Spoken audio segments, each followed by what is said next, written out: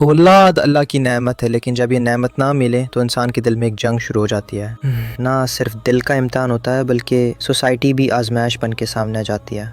अस्सलाम वालेकुम व्यूअर्स, आए आज इनफर्टिलिटी यानी बे औलादी का इम्तिहान को सभी एंगल से समझने की कोशिश करते हैं। ये शॉर्ट इन्फॉर्मेशन आपके लिए कामयाबी का सबब भी बन सकती है। वीडियो को लास्ट तक देखिए, हर पॉइंट इंपॉर्टेंट है।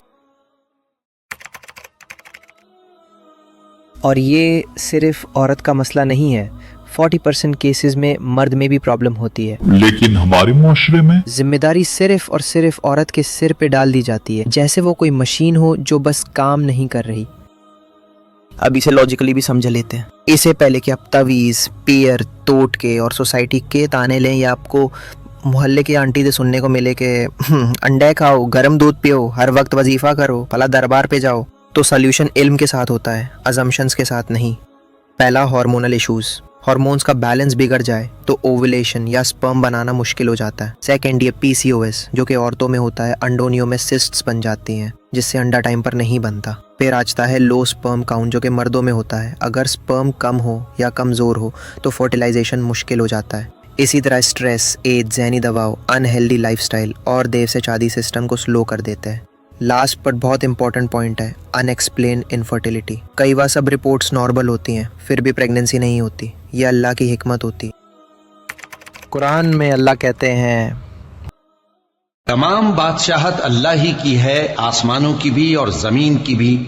वो जो चाहता है पैदा करता है, जिसे चाहता है बेटियां अता करता है और जिसे चाहता है बेटे बख्शता है, या उनको बेटे और बेटियां दोनों इनायत फरमाता है, और जिसको चाहता है बे औलाद रखता है।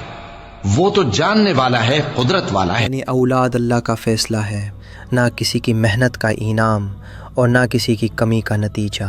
ये एक इम्तिहान है जिसमें सब्र, दुआ और यकीन से गुजरने वाले लोग कामयाब हैं। इस्लाम में इनफर्टिलिटी कोई गुनाह नहीं और औलाद होना ना सक्सेस का सर्टिफिकेट है, ना उसकी कमी फेलियर। हज़रत इब्राहीम और बीबी सरा सल्लल्लाहु अलैहि वसल्लम का ज़िक्र कुरान में है। वो सालों तक बे औलाद रहे मगर दुआएं बंद नहीं की और उम्मीद कभी छोड़ी नहीं। कुरान में आया कि रब्बी हब्बली मिनस सालिहीन फबश्शरनाहु बिगुलामिन हलीम, ए मेरे रब मुझे साले औलाद अता फरमा। तो हमने उसे एक बुरदबार लड़का बशारत में दिया। यानी जब वक्त आया तो अल्लाह ने उन्हें ऐसा बिता दिया हज़रत इस्माईल अलैहिस्सलाम, जिसका ज़िक्र आज तक दुनिया के सबसे अजीम नबियों में होता है। तो जो लोग आज इस दर्द से गुज़र रहे हैं उनके लिए हज़रत इब्राहीम अलैहिस्सलाम का सब्र एक रोशन मिसाल है। बे औलाद लोगों का दर्द अक्सर उनके टेस्ट रिपोर्ट से ज़्यादा लोगों के अल्फाज से गहरा होता है।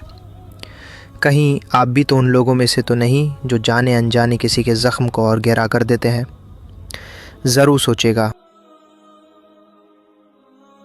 और अगर आप उन लोगों में से हैं जो इस इम्तिहान से गुज़र रहे हैं तो रुकिएगा मत, दुआ का सफ़र जारी रखिए, उम्मीद का दिया रोशन रखिए। क्या पता अगले ही सुबह आपके लिए वो रहमत लेकर आए जिसका इंतज़ार आपने सालों से सब्र के साथ किया हो। हमारे चैनल हेल्थ एंड वेल्थ से जुड़ी रहने के लिए सब्सक्राइब कीजिए। थैंक्स।